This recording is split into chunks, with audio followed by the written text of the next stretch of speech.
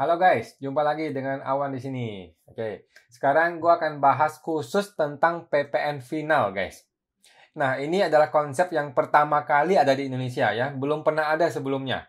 Ini adalah sebuah terobosan, sebuah revolusioner ya, reformasi perpajakan gitu. Tetapi ya sekaligus ini juga sebuah kebijakan yang perlu dikaji dengan hati-hati.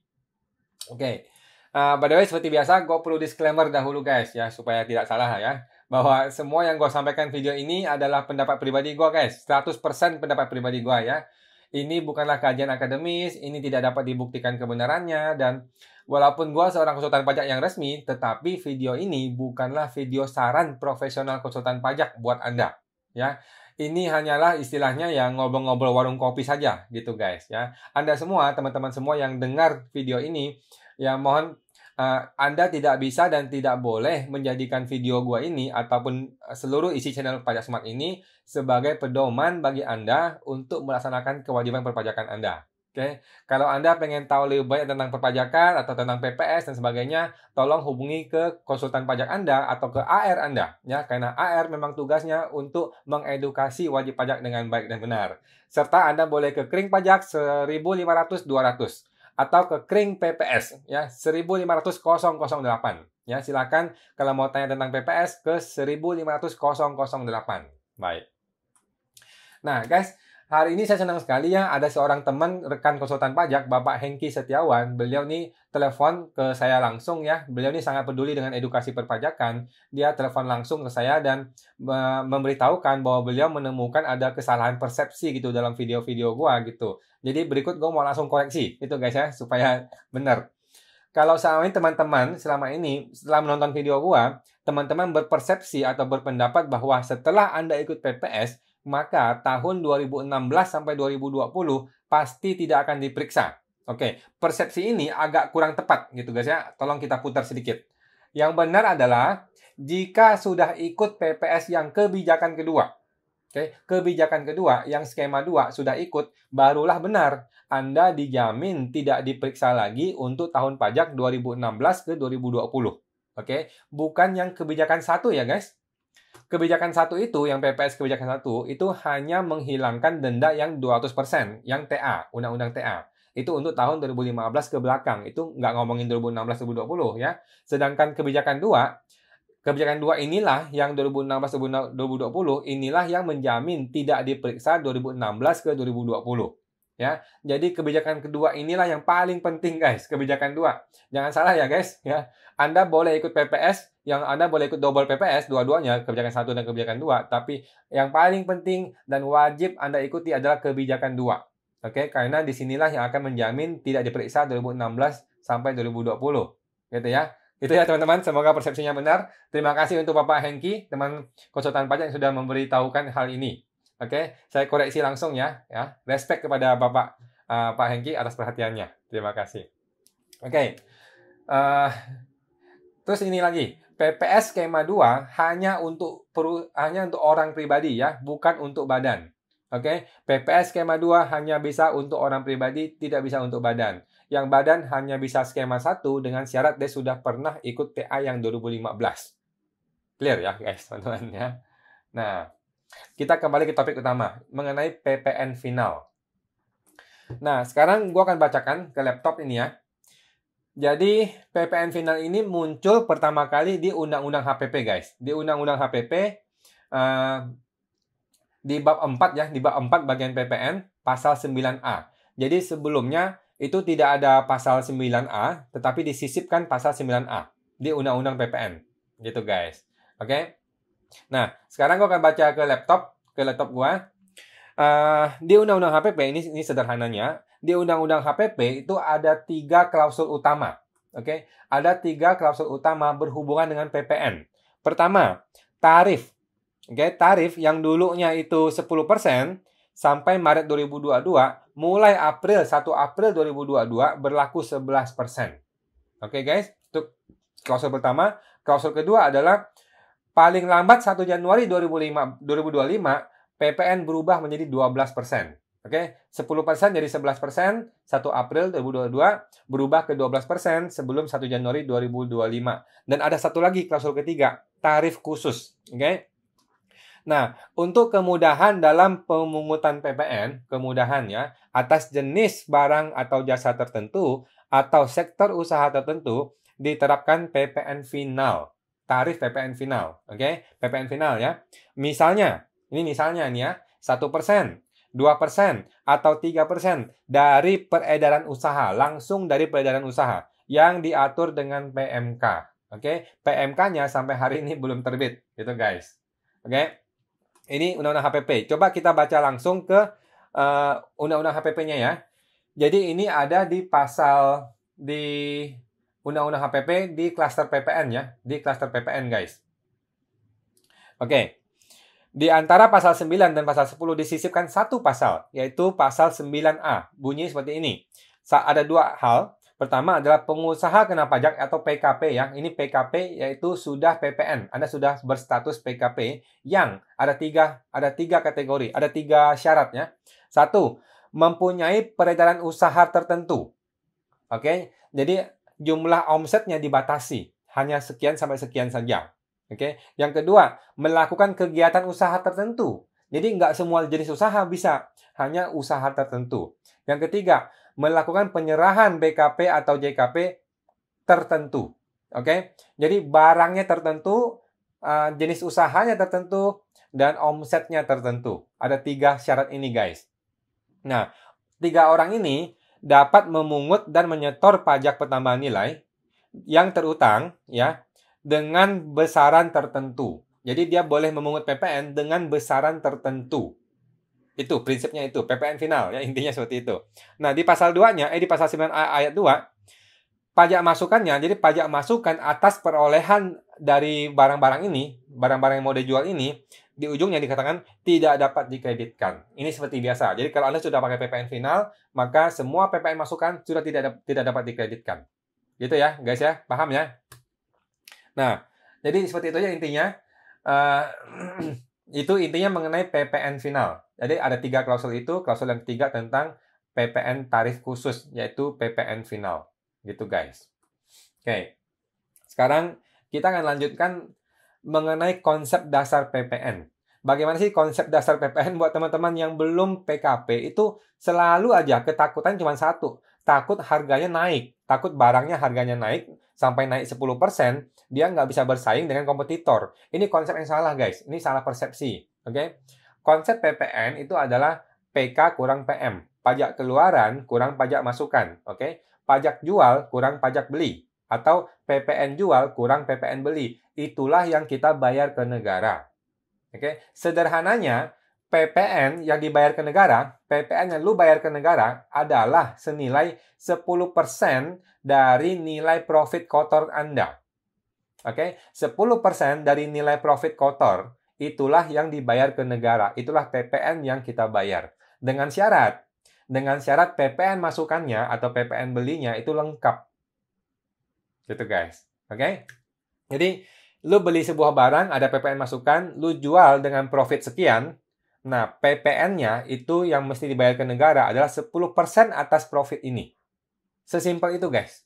Dengan syarat PPN masukannya lengkap. Jadi PK kurang PM-nya, pajak keluaran kurang pajak masukan, itu kan profit. Nah, profit itu PPN-nya itu 10%-nya. Sesimpel itu, guys. Ya. Jadi PPN yang kita bayar ke negara adalah 10% kalikan profit kotor, laba kotor. Sesimpel itu. PPN yang kita bayar ke negara tuh itu. Oke. Nah, masalahnya bisa muncul ketika PPN masukannya tidak ada atau tidak lengkap. Itu yang jadi masalah. Itu masalah utama bagi semua calon-calon PKP di Indonesia ini. Oke? PPN masukannya tidak ada. Akhirnya apa yang terjadi?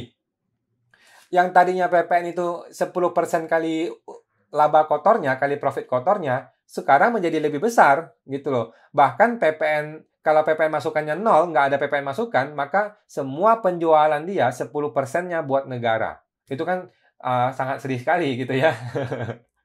Nah, untuk orang-orang seperti inilah fasilitas PPN final ini bisa bermanfaat, gitu guys, ya. Yaitu siapa? Teman-teman yang pengusaha-pengusaha yang omsetnya sudah di atas 4,8 M, sudah besar di atas 4,8 M, tetapi Anda kesulitan dengan PPN masukan, ya. Nah, Anda inilah orang-orang yang selama ini nggak bisa dapat PPN masukan sepenuhnya atau sama sekali nggak bisa gitu sebagaimana sebuah bisnis pada umumnya. Nah, Andalah yang akan bisa memanfaatkan PPN final ini. Nah, pertanyaannya, kok bisa sih ada perusahaan yang nggak ada PPN masukannya? Atau nggak lengkap gitu? Jawabannya banyak, bos. Banyak, bos. Banyak sekali bisnis di Indonesia ini, ya, yang mana PPN masukannya itu nggak ada atau sedikit sekali gitu loh. Gua kasih ya beberapa contoh. Contoh pertama yang paling sederhana, yaitu orang jual beli mobil bekas.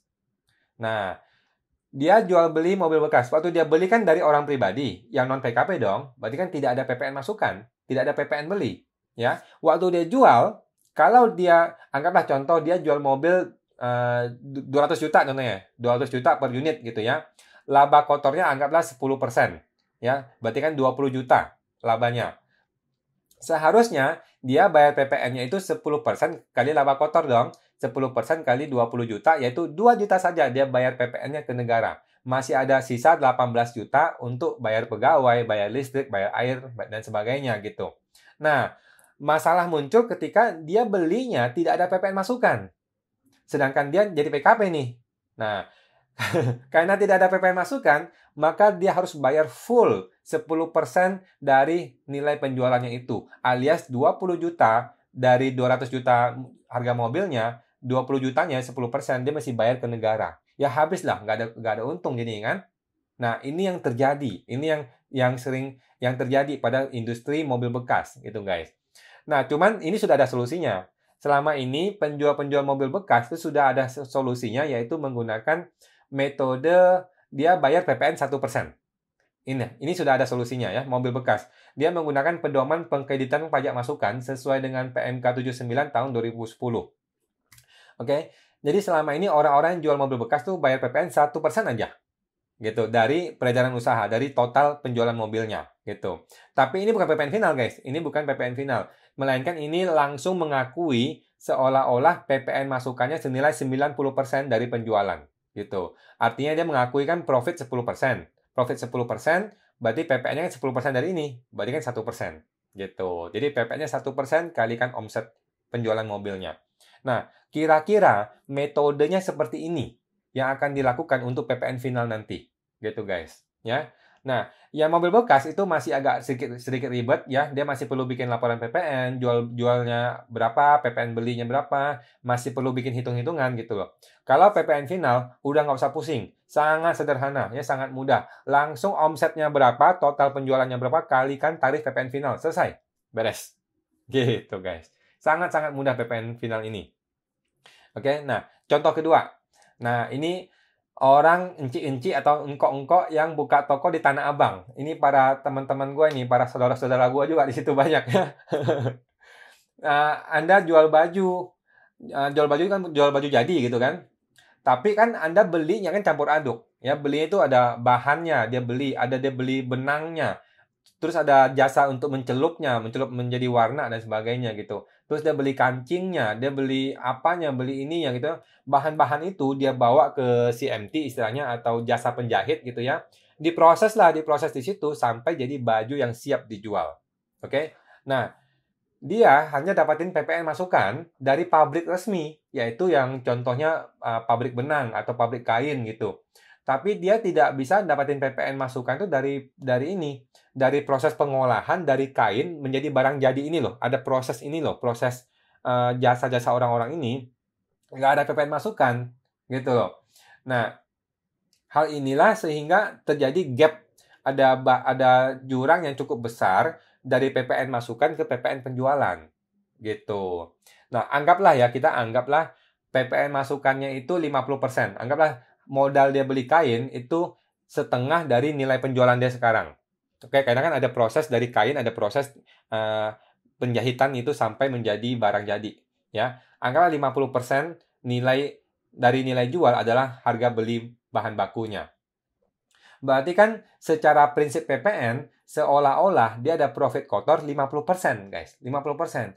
Berarti dia mesti bayar PPN itu 5% dari total omsetnya. Gitu. Kan untung seolah-olah 50%. profitnya itu kan 10%, PPN itu kan 10% dari sini. Berarti kan 5% dari total omset dia masih bayar PPN. Ini besar sekali, guys. Besar sekali, 5% dari total omset itu besar sekali. Kalau omset sudah puluhan miliar, itu 5% itu besar sekali, gitu. Kalau dia realnya itu profit realnya itu 10%, maksudnya sudah dikurangin biaya-biaya, kurangin gaji dan sebagainya, cuma untung 10% aja, berarti kan setengah dari untung ini sudah buat PPN, gitu. Ini besar sekali. Nah, orang Tanah Abang tuh nggak sanggup bayar ini. Gitu. Nggak sanggup atau nggak mau gitu ya. Atau nggak rela gitu. Nah, untuk kategori bisnis seperti inilah, dia bisa memanfaatkan metode PPN final. Gitu. Contoh anggaplah dagang baju nanti anggaplah kena 2% gitu ya, 2%. Ya udah, dia bayar 2% kalikan omset. Selesai, beres. Sesimpel itu, semudah itu, sesederhana itu, guys. Ya, omsetnya berapa kalikan 2%. Nggak peduli pajak masukannya berapa, nggak peduli siapa pembeli dan sebagainya, udah nggak peduli. Pokoknya sederhana sekali, langsung berapa persen kalikan omset, beres. Gitu. Contoh lain ya, gue kasih contoh lain. Anda berbisnis impor barang gitu ya, tapi impornya door to door. Nah, ini cilaka juga nih, ya. Door to door kan nggak resmi dong, nggak resmi. Berbagai alasan lah yang bisa Anda pakai Anda untuk door to door gitu ya. Nggak semudah itu, nggak semudah membolak-balik telapak tangan untuk mengubah dari door to door menjadi impor resmi gitu loh. Nggak semudah membalik telapak tangan gitu. Kan ada banyak alasan orang pakai door to door. Nah, ini nggak bisa. Kalau lu door to door, maka lu tidak punya PPN masukan. Alias penjualan lu 10% langsung buat negara PPN-nya. Kan nggak bisa, orang nggak mau. Nah, contoh lainnya. Ada orang jualan barang tidak resmi. Contoh jual kosmetik yang tidak ada BPOM-nya. Nah, ini udah pasti door to door. Udah pasti door to door. Tidak mungkin impor resmi, gitu dong. Nah, apa artinya? Artinya tidak ada PPN masukan, gitu. Tidak ada PPN masukan dari impor, artinya seluruh penjualan lu 10%-nya harus bayar PPN ke negara. Nah, orang seperti ini kesulitan gitu, guys. Kesulitan. Dia mau jadi orang jujur, mau mulai jadi orang taat pajak gitu ya, mau jujur, mau patuh pada pajak, gimana nih solusinya? Nah, solusinya adalah PPN final ini, gitu guys. Ini solusi terbaik buat Anda semua yang punya masalah dengan PPN masukan, gitu. Jadi, pada prinsipnya PPN final ini untuk mempermudah dalam pemungutan PPN. Sesimpel itu, mempermudah dalam pemungutan PPN. Jadi nggak usah pusing lagi dengan PPN masukan dan sebagainya, gitu. Nah, apakah PPN final ini untuk orang pribadi saja atau untuk badan saja atau dua-duanya bisa? Sampai sekarang kita belum tahu, guys. Kita tunggu PMK-nya ya. PMK-nya belum turun nih sampai hari ini. Padahal udah Januari pertengahan ini ya. Gitu. Kalau hanya untuk orang pribadi sih cilaka ya, karena kita sangat mengharamkan orang pribadi jadi PKP gitu. Gua rasa sih enggak juga. Gua rasa ini semua PKP bisa ya. Orang pribadi maupun badan, kan di undang-undang dikatakan PKP yang. Jadi semua PKP bisa, orang pribadi maupun badan. Seharusnya seperti itu ya, seharusnya ya teman-teman. Mudah-mudahan sih badan juga bisa. Jadi semua orang bisa alihkan PKP-nya ke badan. Terus kapan mulai berlaku? Masih belum tahu ya. Kita semua masih nunggu, guys. Masih nunggu PMK-nya kapan terbit juga kita nggak tahu. Hanya Ibu Sri Mulyani dan Tuhan yang tahu kapan PMK-nya akan turun ya, dan kapan PPN finalnya akan berlaku gitu, guys. Mudah-mudahan sih nggak lama lagi ya. Kita wait and see. Kita tunggu dan kita lihat perkembangannya. Mudah-mudahan dalam waktu beberapa hari ke depan lah saya pikir ya PPN finalnya akan bisa turun PMK-nya gitu. Nah, buat Anda yang pedagang Tanah Abang dan sebagainya yang kesulitan PPN masukan, Anda punya omset besar, Anda sekarang udah mau jadi orang jujur gitu ya, pasti lu kebelet nih, lu pengen nih segera menjadi wajib pajak yang patuh, segera menjadi wajib pajak yang jujur gitu ya, mau terbuka apa adanya sama pajak gitu ya. Tapi teman-teman tunggu dulu. Nggak usah buru-buru, santai dulu, kita tunggu PMK-nya terbit. Begitu PMK-nya terbit, kita baca, kita analisa, dan langsung teman-teman bisa langsung mengaplikasikannya gitu. Buat teman-teman yang jelas-jelas sudah punya omset di atas 4,8 M tahun lalu, tahun 2021 atau sebelumnya gitu, Anda boleh mulai dari sekarang bikinlah CV atau PT ya, atau CV PT lah ya, bikin bisnis terpisah dari pribadi Anda. Disitulah yang jadi PKP-nya nanti. Oke, begitu aturan ini terbit, sudah jadi, maka semua bisnis Anda taruh di CV atau PT itu, jadikanlah dia PKP, dan jadi Anda bisa menggunakan PPN final di PKP di CV atau PT ini. Gitu guys. Mudah-mudahan ya jenis barang dan jenis KLU Anda itu bisa menggunakan PPN final ya. Gue nggak jamin ya, mudah-mudahan bisa ya. Karena tidak Tidak semua barang bisa, tidak semua jenis usaha bisa, dan dia ada batasan omsetnya. Gitu guys. Ini juga belum pasti nih. Mudah-mudahan bisnis Anda bisa menggunakan PPN final ini. Gitu guys. Oke ya. Jadi PPN final ini sampai sekarang belum terbit PMK-nya. Cuman kita tetap harus cermati ya. Kenapa PPN final ini belum terbit PMK-nya? Gua rasa ya, gue duga bahwa ini masih sangat dicermati dengan teliti oleh para petugas pajak di atas ya, di atasan sana yang mereka sangat mencermati, sangat teliti. Kenapa? Karena ada potensi bahaya yang bisa terjadi. Oke, ada potensi bermasalah nih. Pertama, ya gue jelaskan bahwa prinsip PPN final ini melanggar prinsip PPN yang sebenarnya. Gitu. Prinsip PPN itu dibayar oleh end user, oleh orang terakhir. Orang terakhir yang membeli barang, dialah yang membayar PPN yang sesungguhnya. Karena kan PPN itu berjalan terus ya.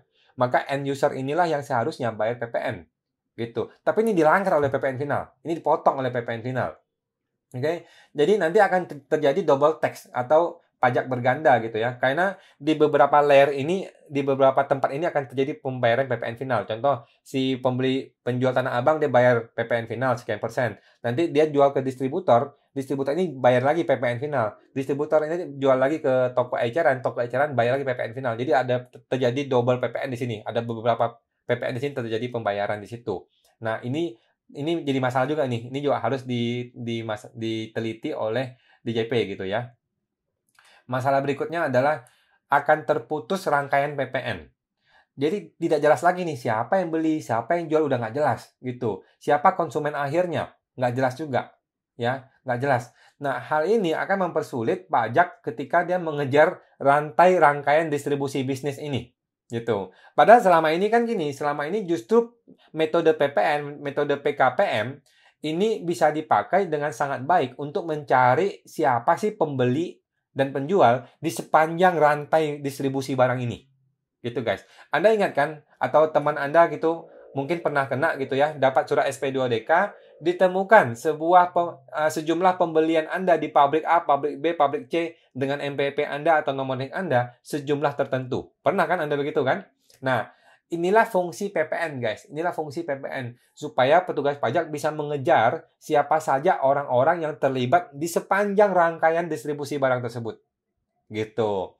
Nah, jika pakai PPN final, maka terputuslah sistem ini. Terputuslah sistem PPN ini. Nah, oleh karena itu, DJP harus benar-benar membuat aturan ini dengan sangat matang, gitu loh guys.